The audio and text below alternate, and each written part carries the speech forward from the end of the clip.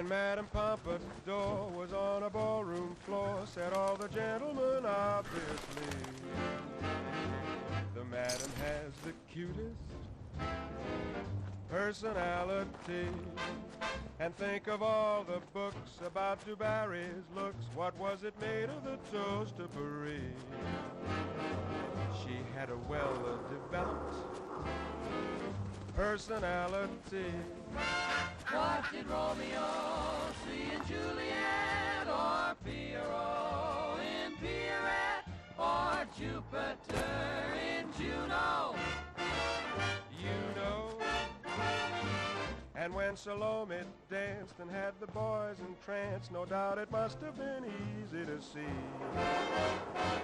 that she knew how to use her personality.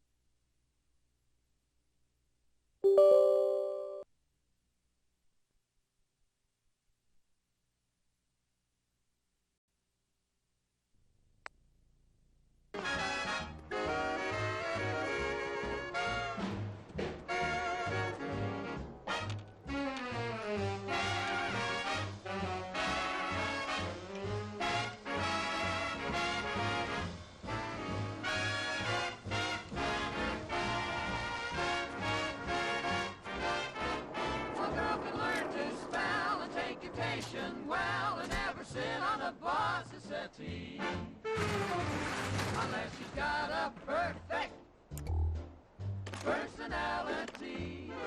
A girl can get somewhere in spite of stringy hair, or even just a bit bored at the knee, if she can show a faultless personality.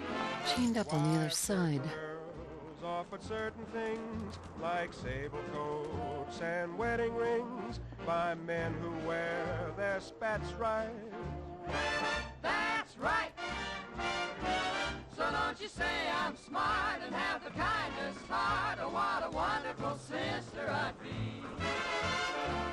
Just tell me how you like my personality. Baby, you've got the cutest personality.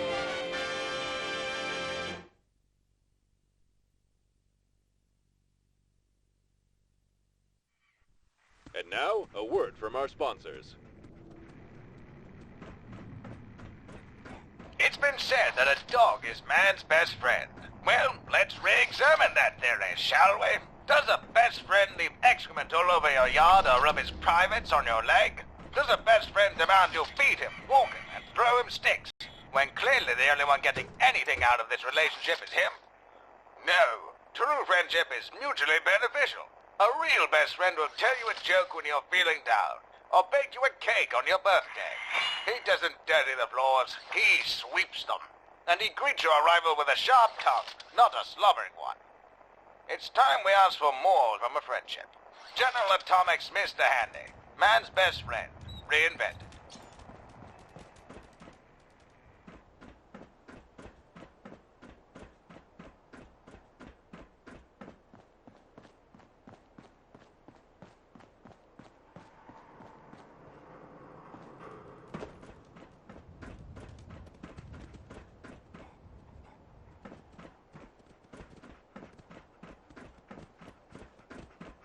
You found the best radio station in all of Boston. Atomic Radio.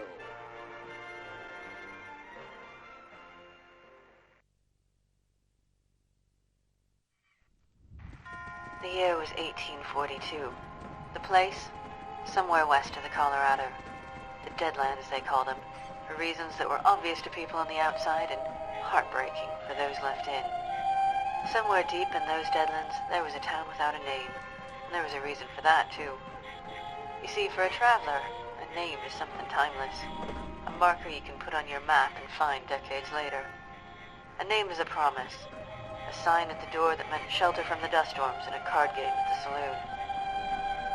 But whatever name was given to this accursed strip of land, it came and went before the ink went dry. That's because it was a town run by outlaws for outlaws, and whatever promises they made were left unspoken. So when the stranger walked into that saloon, no one took notice. Not the painted ladies doing their nightly rounds, not the gunslingers playing five-finger fillet. Not even the bartender, living here against his will because no one else could mix a proper drink. But little did he know the stranger was the one person who could liberate them all, if he could just look past her face.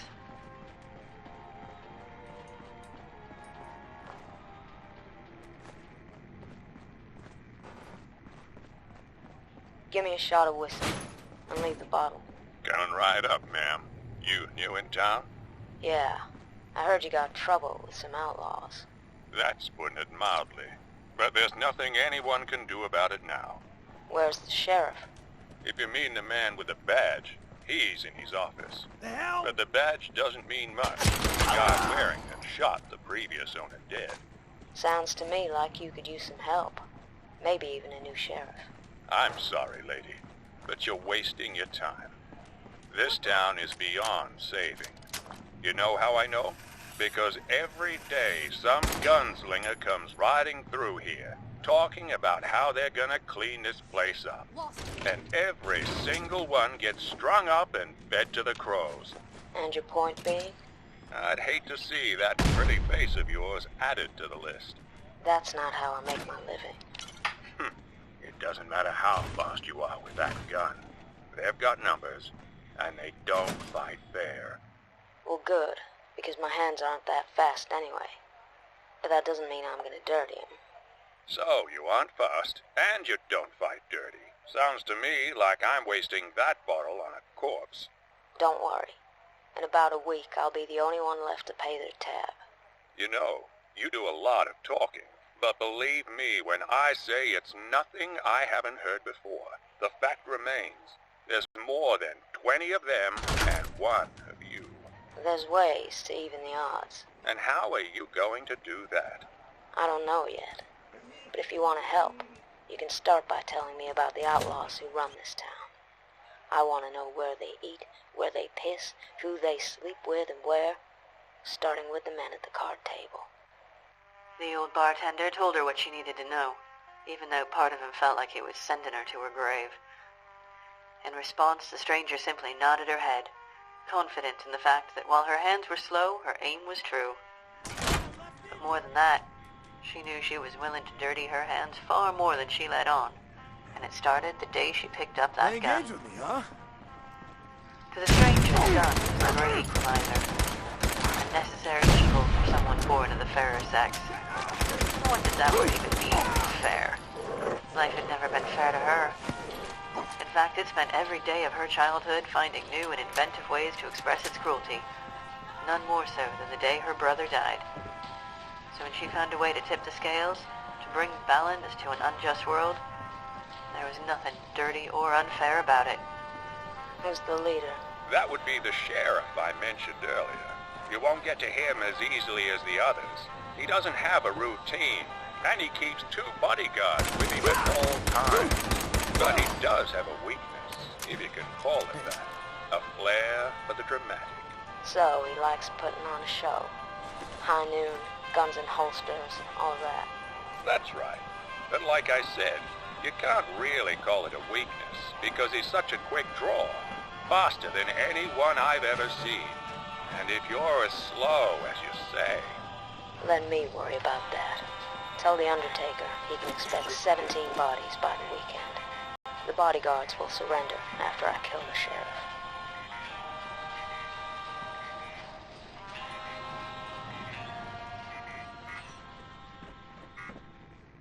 The best in talk, sports, drama, and music. Atomic Radio. True to her word, it took her less than a week to get rid of most of the outlaws. They'd find themselves dead at their usual habits, at the same spots that bartender had mentioned to the stranger that lonely night at the saloon. But as the bodies piled up, the outlaws got angry. The sheriff, feeling desperate for the first time in his long, unbreakable tenure, gathered up everyone in town for a mass execution. There would be hell to pay, even if he didn't know who or what would be footing the bill. With the risk of innocent lives being put to the news, the stranger could no longer hide behind the fairness of her sex. She stepped forward and confessed to the killings, knowing damn well she wouldn't be believed. But she also knew it would give her an opportunity to prove it, and in the end, that's what she was aiming for. A chance to go mano a mano with the sheriff himself. The duel was set for high noon the next day. The stranger made sure to keep her appointment. They would stand a good 60 paces in the dark, hands shadowing their holsters as the long hand crept ever closer to the top of the hour. When that journey came to an end, she knew the sheriff would be the faster draw, and his bullet would hit her first. She also knew that if that bullet didn't kill her, she only needed one shot to drop the man who killed her brother, to bring the balance she spent her entire life searching for. So when the clock struck 12 and the sheriff's bullet ripped through her shoulder, she didn't flinch. Her base was solid, her hands were steady, her aim true.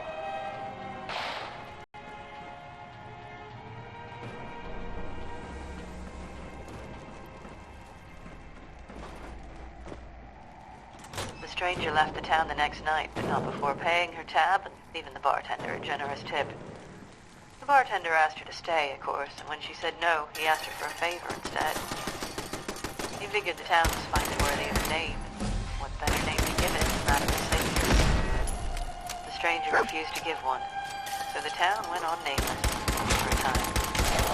But from that day forward, travelers who roamed the Deadlands often spoke of a sanctuary, a place where weary folk could find a shot of whiskey, a hot bath, and a warm bed. All they needed to do was look for the sign outside the door that said in no uncertain terms, "Strangers welcome."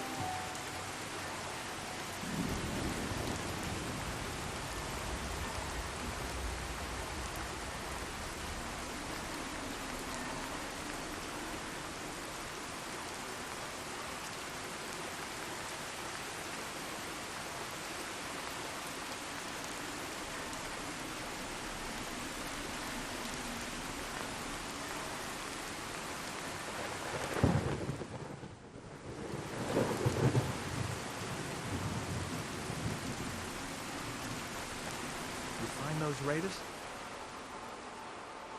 Yeah, I took care of him. No kidding? That's the best piece of news we've had around here for a good long time. So we've been talking. We decided if you came through for us, we'd join up with the Minutemen. If we want things to get better, we've got to start helping each other. So, we're in. You can count on us if you need help down the line. Thanks again, Fred.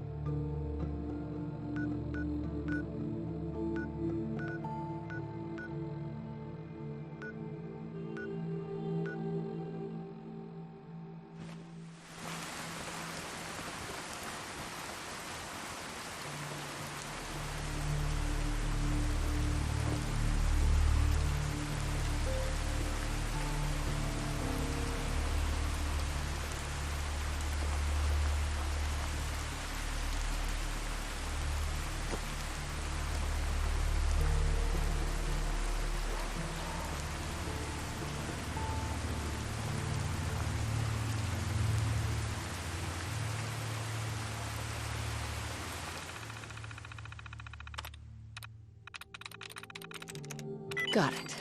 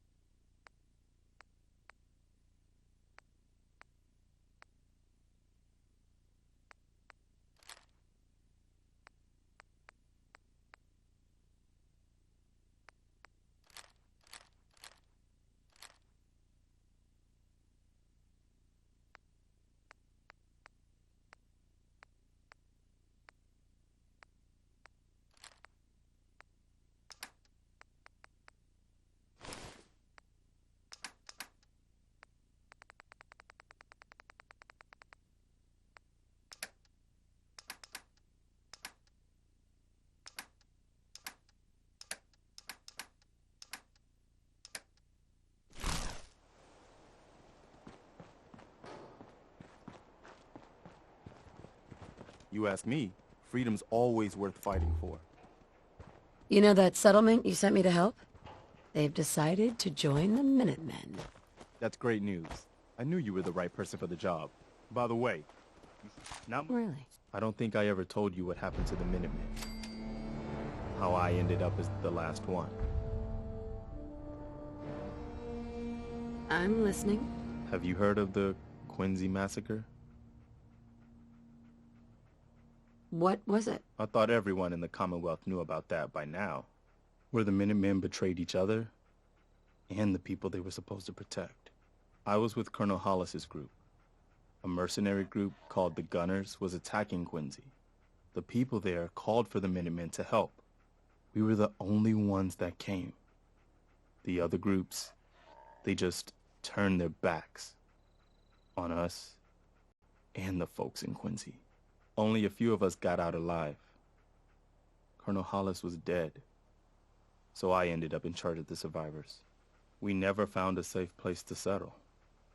One disaster after another. You saw how it ended in Concord.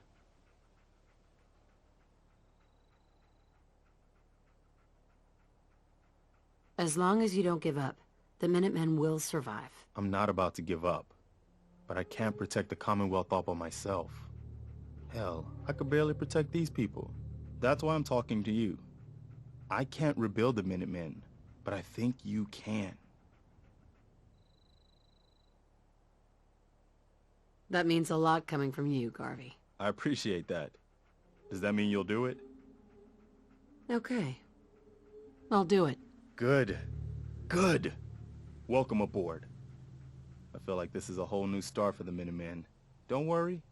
I'll be right beside you all the way, General.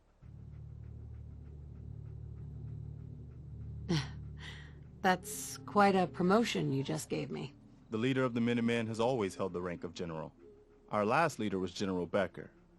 After he died back in '82, nobody could agree on who should take his place. The one good thing about being the last Minuteman is there's no one to argue with me when I say you're the new general.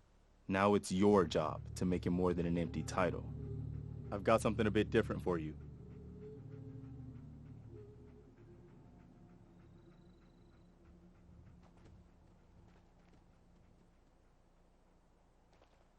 Our scouts have found a Hey there. I've got something a bit different for you.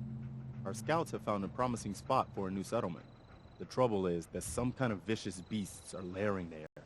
Once you clear it out, set up a radio beacon to let settlers know about it. Before you know it, we'll have a thriving new farm instead of wasteland. We'll take back the Commonwealth, one piece at a time.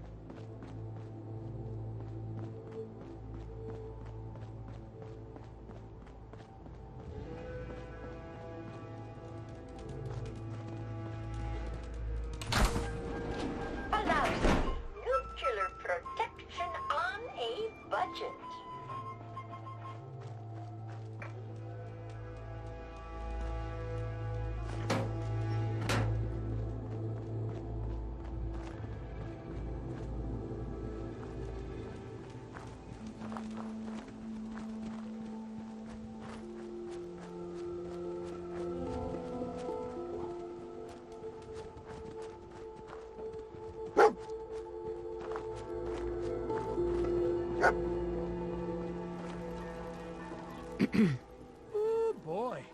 You may want to keep your distance. Don't worry. I'm not gonna hurt you. Oh, I'm not worried about that. It's just, well, I think I ate a bad can of meat. Okay. Maybe it was 3 cans. Seemed pretty tasty at first, but now it's got my guts all in a twist. And, well, you can probably smell it from there. Long-neck Lukowski's canned meat my ass. Long-neck Lukowski's canned poison, more like it. Here, have the rest of it. I'm never touching the stuff again. And if you happen to see that Lukowski, tell him I hope he dies in a... Oh, God. Sorry. Probably better if you get going. If it's anything like last time, it's about to get kind of messy.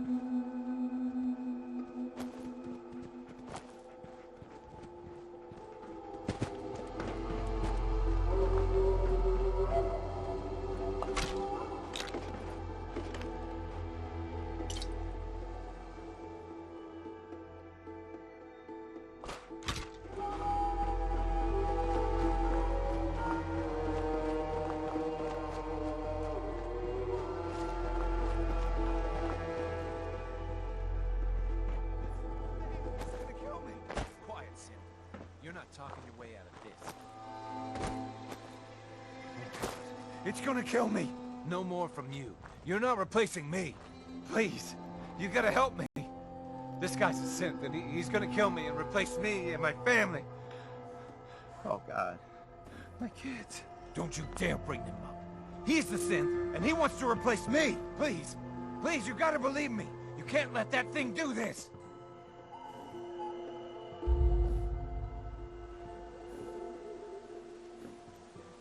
Let's all just calm down. No, he wants me dead. Don't listen to it. It'll say anything to convince you. You're dead.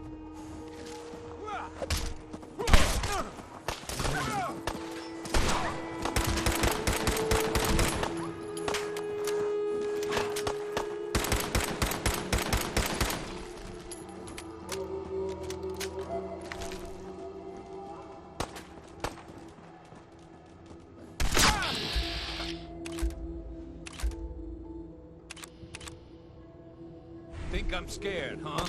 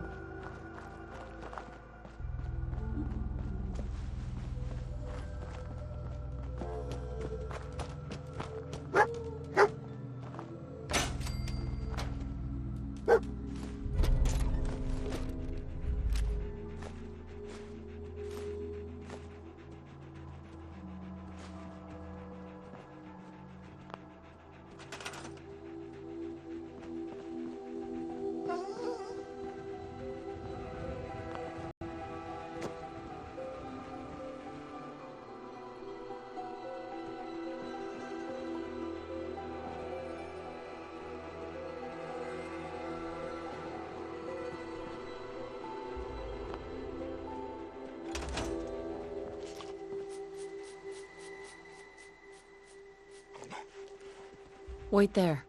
Come on. Over here. Grab anything useful.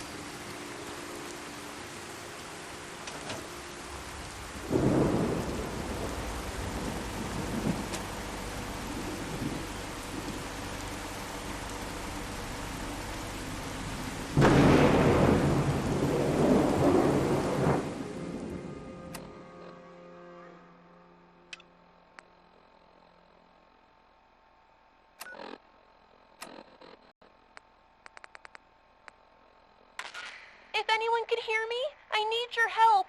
I was passing through the old Belcher's cave when the roof collapsed on me. And my leg, it got pinned in the rubble and I can't move. Please, if anyone's out there, you've got to help me before the ferals... Oh God, I think that might be them. If anyone could hear me, I need your help. I was passing through the old Belcher's cave when the roof collapsed on me.